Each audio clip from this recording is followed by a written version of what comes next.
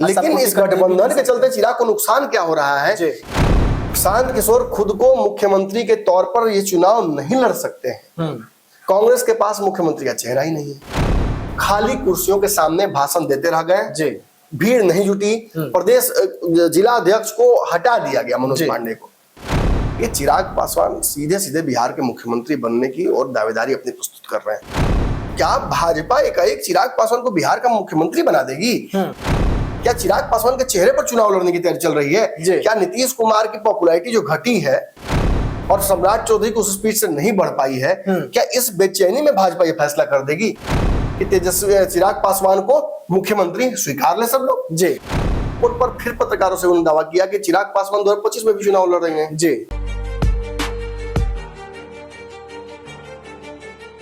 नमस्कार, मैं विकास सिंह राजपूत और आप देख रहे हैं पंचनामा, जहां हम करते हैं खबरों की चीरफाड़। और हर रोज की तरह हमारे डॉक्टर साहब भी हमारे साथ है। और आज खबरों की चीरफाड़ में नीतीश और सम्राट दोनों को 420 वोल्ट का जो तगड़ा झटका लग रहा है, इसके पीछे की पूरी वजह हम आपको बताएंगे कि ये झटका क्यों लग रहा है। वहीं पर चिराग पासवान जो है महागठबंधन के चेहरा बन सकते हैं और उसके बाद सीएम के दावेदार भी। तो इसी पर आज हम चीरफाड़ करेंगे और चीरफाड़ करने के लिए सीधा हम अपने संपादक डॉक्टर नमन मिश्रा सर से जुड़ते हैं। सर, आज बिहार के मुखिया नीतीश कुमार, सम्राट चौधरी, जो दोनों बिहार के मेन चेहरे हैं, उन्हें बड़ा तगड़ा झटका लग रहा है। आखिरकार ये झटका कैसे लगेगा, इसके पीछे की पूरी जानकारी, विशेष जानकारी चीरफाड़ करके हमारे जनता को।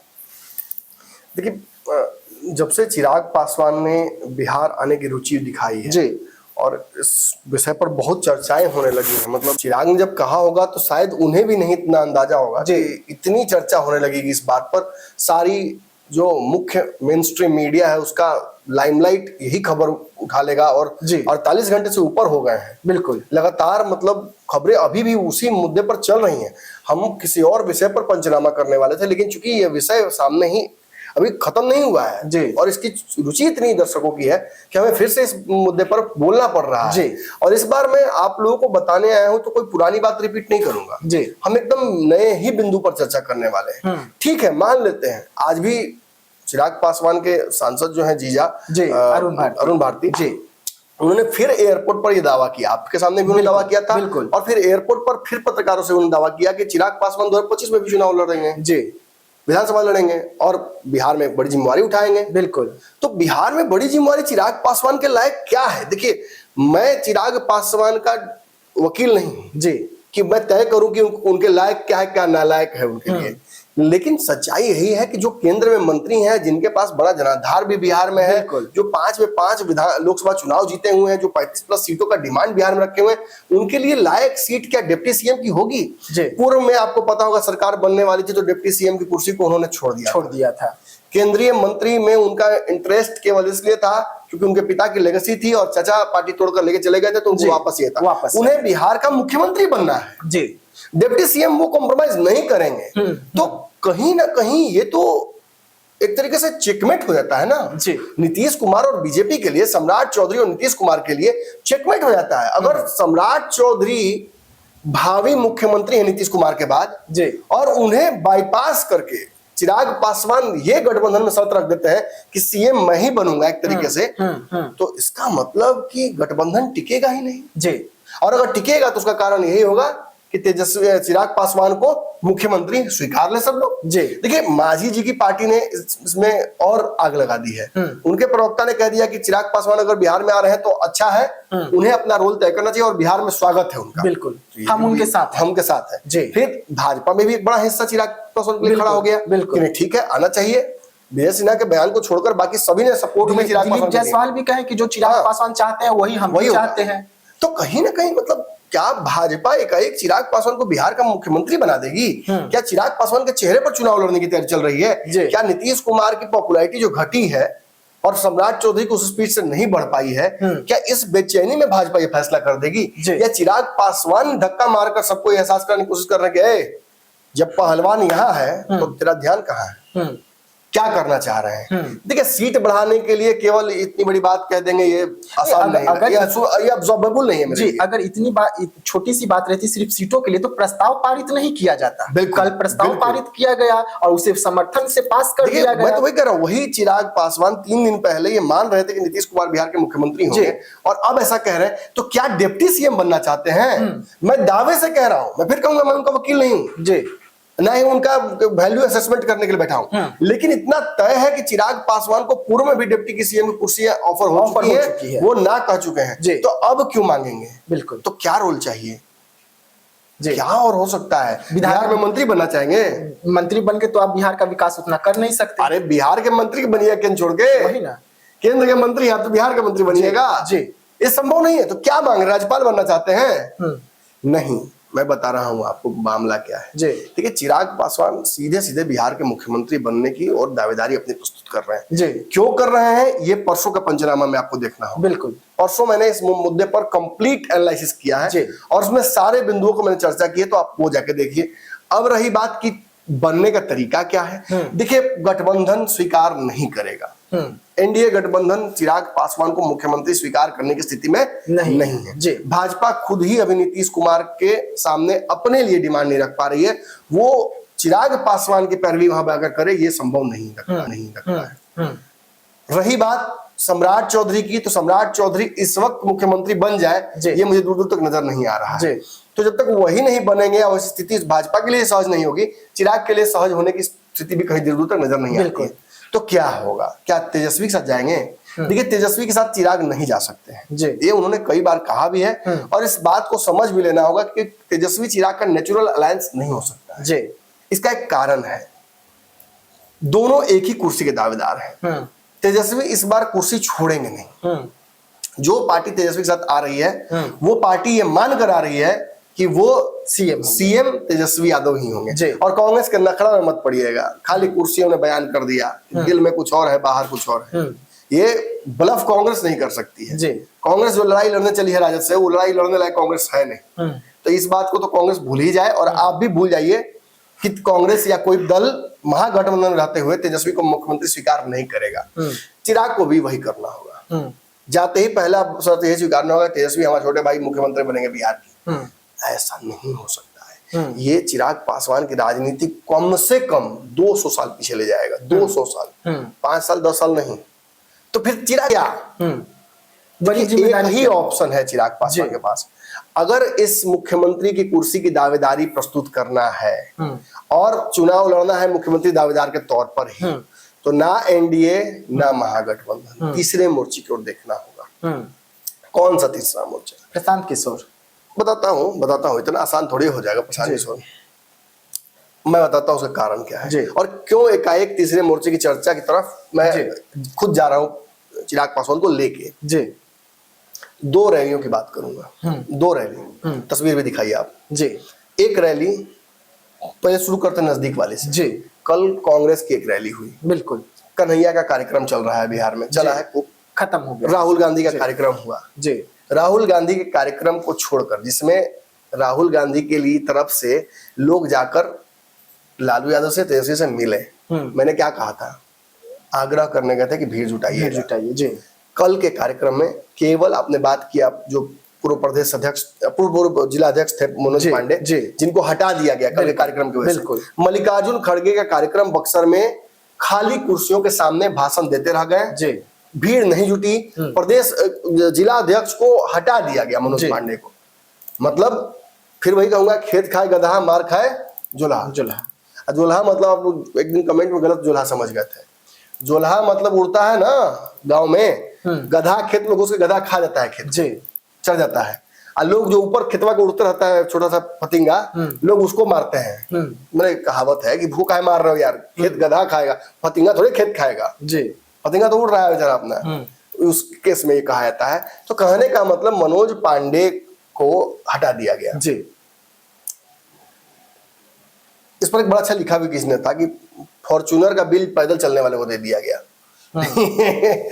ये कष्टकारी तो है, लेकिन कांग्रेस की स्थिति को बताता है। कोई तालमेल, कोई तारतम्य नहीं है कांग्रेस में। जिला कमेटियां प्रदेश के साथ नहीं तारतम्य हैं और प्रदेश कमेटियां दिल्ली के साथ तारतम्य हैं। और वो कहे भी कि मुझे तो अचानक से बताया हाँ भाई, गया 18 की रात को पता चला कि 19 को कार्यक्रम 19 को कार्यक्रम है। ऐसा थोड़ी होता है। और शहीद करने के लिए एक सिपाही आपने खोज लिया, मार दिया गोली, और अभी मरते मरते भी कर रहा है, हे राम मैं कांग्रेस का ही सिपाही हूँ। खैर हम यहाँ वकालत किसी करने नहीं आए। तो बात सीधी है, रैली फ्लॉप जी। मल्लिकार्जुन खड़गे का एक भी खरीदार नहीं मिला बक्सर में।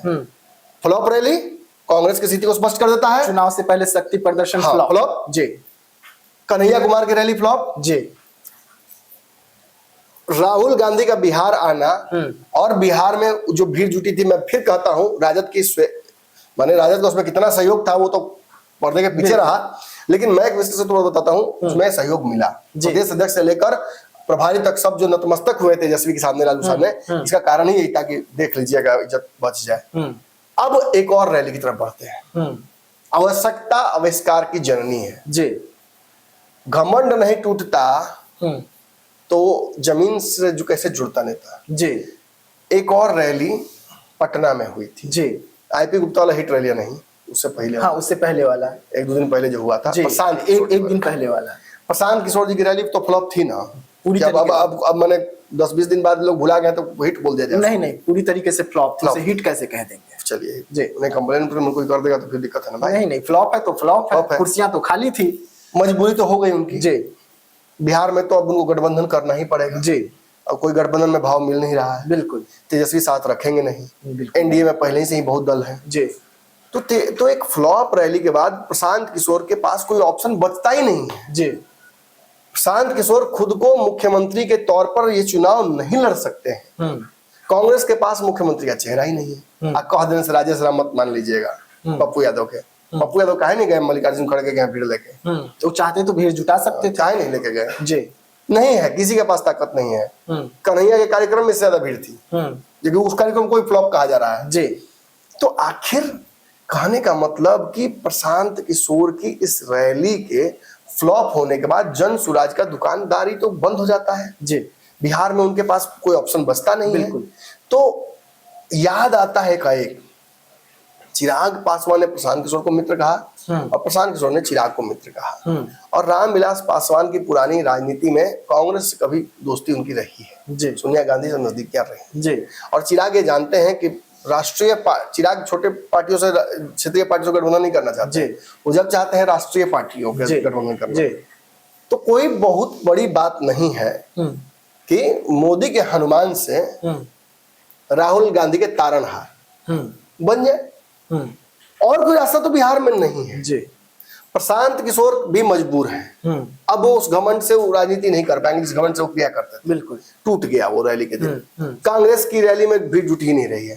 कांग्रेस प्रशांत किशोर यदि चिराग पासवान के साथ आ जाए, और चिराग पासवान को यही एक रास्ता नजर आ रहा है बिहार की राजनीति में बने रहने के लिए, बिहार की राजनीति में अपना वर्चस्व बनाए रखने के लिए, अपना समय ना बर्बाद करें वो बिहार के बाहर जी। तो उसका रास्ता यही बचता है, वो भाजपा के साथ रहकर नीतीश के रहते हुए अपने आप को मुख्यमंत्री घोषित नहीं करवा पाएंगे। अगर नीतीश नहीं होते तो चिराग पासवान के लिए भाजपा को मनवा लेना जी बड़ा आसान था।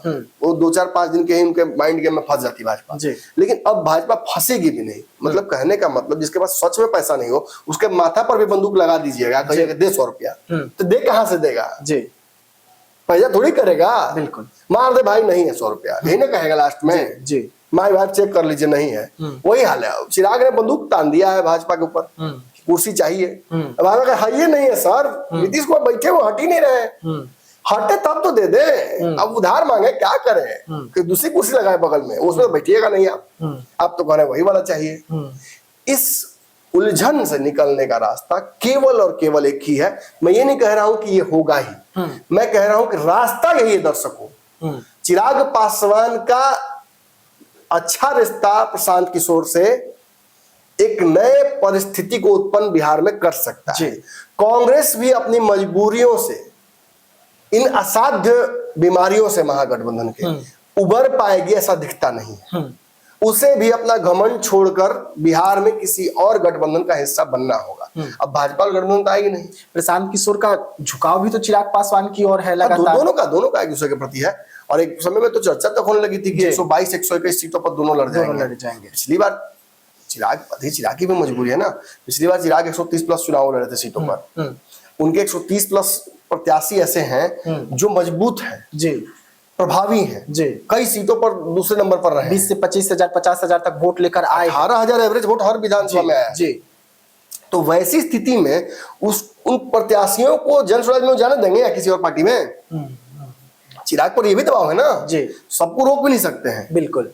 लेकिन इस गठबंधन के चलते चिराग को नुकसान क्या हो रहा है कि जो क्षेत्रीय संगठन बनाया था उन्होंने अलग अलग जिलों में, जिनके नेता तो वही नेता थे ना जो चुनाव लड़े थे जी, अगर वो भागेंगे तो गठबंधन भी वहां का संगठन भी टूटेगा जी। तो चिराग अगर गठबंधन को संगठन को बचाए रखना चाहते हैं तो उसके लिए उन्हें ज्यादा सीटों पर चुनाव लड़ना होगा, अपने आप को मुख्यमंत्री का दावेदार प्रस्तुत करना होगा, और ये सब कुछ इस गठबंधन में रहते हुए संभव नहीं है। ना तेजस्वी सजाने पर यह साध पाएगा, तो आखिर क्या करेंगे? तो इसको करने का एक ही तरीका नजर आ रहा है अब, फिर चिराग अकेले चुनाव नहीं लड़ेंगे, मैं दावे से कह रहा हूं, ये तो कम भूल जाइए इसको जी। तो अब कहीं ना कहीं रास्ता यही बचता है कि धीरे धीरे जनसुराज और चिराग पासवान एक हो जाएंगे, और कांग्रेस भी राजद से परेशान अगर रहती है, उसे लगता है कि कांग्रेस ठिठिया रही है, पैर से मार रही है, इज्जत नहीं दे रही है, तो वो भी इस गठबंधन का हिस्सा धीरे से बन सकती है। एक राष्ट्रीय पार्टी के आ जाने से इनका तीसरा मोर्चा प्रशांत और चिराग का और मजबूत हो जाएगा। लेकिन मैं ये नहीं कह रहा हूं कि जा ही रहे जी, संभावनाएं बस इस अधिकारी, वो घोड़ा का जो ढाई घर मैं कहता हूं, लेफ्ट बंद है तो राइट में जाएगा, वो राइट वाला यही दिख रहा है बस। लेकिन इस वक्त कांग्रेस भी तो दो खेमे में है, एक खेमा अलग है, दूसरा खेमा अलग है, दूसरा खेमा राजद के साथ खड़ी है, तो इतना आसान होगा? देखिए राजद वाला खेमा तो फ्लॉप हो ही न गया जी, राजद वाले खेमे का अब चल कहाँ रहा है, उन्हीं के चुने हुए अध्यक्ष को तो हटा दिया गया जी। अखिलेश सिंह के साथ उठना बैठना था मनोज पांडे जी का रोज, अब इधर नहीं घूमते देखे हमको, लेकिन तस्वीरें तो कई हैं उनके साथ, तो हो सकता है उसकी भी सजा मिल गई हो कि खोजो अखिलेश सिंह का एक आदमी शहीद करने के लिए। शहीद अपने घर से थोड़ी किया जाता है, बलिदान दिया जाता है दूसरे के यहाँ से, हो सकता है उनकी बलिदान इसलिए दे दिया गया। कांग्रेस मजबूर है, कांग्रेस रास्ता खोज रही है, मिल नहीं रहा है। पुनः लालू शरणम गच्छामी से तो अच्छा यही होगा कि प्रशांत और चिराग पे दाव लगा दे, एक तरफ प्रशांत, एक तरफ चिराग, एक तरफ कन्हैया जी, तीनों को युवा है, अगर मौका मिल जाए तीनों को साथ में लड़ने का, साथ में करने का, तो अच्छा रिजल्ट ला सकते हैं। तेजस्वी को तो कम से कम खेल से बाहर कर देगा ये लोग जी, जो परिस्थितियां बनेंगी, मुसलमान खुलकर वोट करेंगे इस गठबंधन को, चिराग और जो कांग्रेस और कन्हैया का चिराग वाला और प्रशांत वाला बनेगा, इसको मुसलमान खुल के वोट कर देंगे, तो तेजस्वी कमजोर हो जाएंगे, और दलितों का वोट पूरा ले लेंगे ये लोग, और कुछ सवर्णों का तो भाजपा कमजोर हो जाएगी, तो ये बड़ा मजबूत गठबंधन बन जाएगा। अभी तीनों कमजोर लग रहे हैं अलग अलग, लेकिन एक होते ही इनकी ताकत बढ़ जाए, पानी में मगरमच्छ की तरह हो जाएगी जी। तो हम ये फिर कहेंगे, हम ये दावा नहीं कर रहे कि यही होगा जी, लेकिन इसके अलावा और कोई रास्ता भी नहीं है। जो दावा कर रहे हैं चिराग पासवान, उनके जीजा जी, उनके पार्टी, इसको पूरा करने का और कोई तरीका नहीं। मतलब भाजपा तो आपको नहीं बना रही, मतलब चिराग पासवान अंदर खाने सोच रहे होंगे इस वक्त, यही सोचे की और यही चल रहा होगा दिमाग में जी। और उन्हीं का नहीं, जब वो बयान दिए तो दोनों जगहों पे भी मिठाइयां बंटने लगे होंगे, लगता है कि हमारे ही पाले में आएगा ही। अब आईपीएल में क्या होता है जी, कोई बड़ा खिलाड़ी अगर आ जाए किसी टीम में तो मनोबल बढ़ जाता है कि कब वापस आया हमारे यहाँ टीम में आ गया। चिराग पासवान आ जाएंगे तो इन लोगों का भी मनोबल बढ़ेगा, दोनों का पलोप रैली। अब देखिए ना, एक बात बताता हूँ, इन दोनों के प्रोप की तस्वीर दिखाई आपने जी, चिराग की किसी एक सभा का दिखा दीजिए, वो तो कहीं चले जाते हैं तो 4-5 हजार लोग तो उसे हाथ मिलाने के लिए, जितना चिराग पासवान के कार्यक्रम में लोग जुट जाते हैं उतना तो कार्यकर्ता नहीं है इन पार्टियों में जी, अब बचे हुए जी।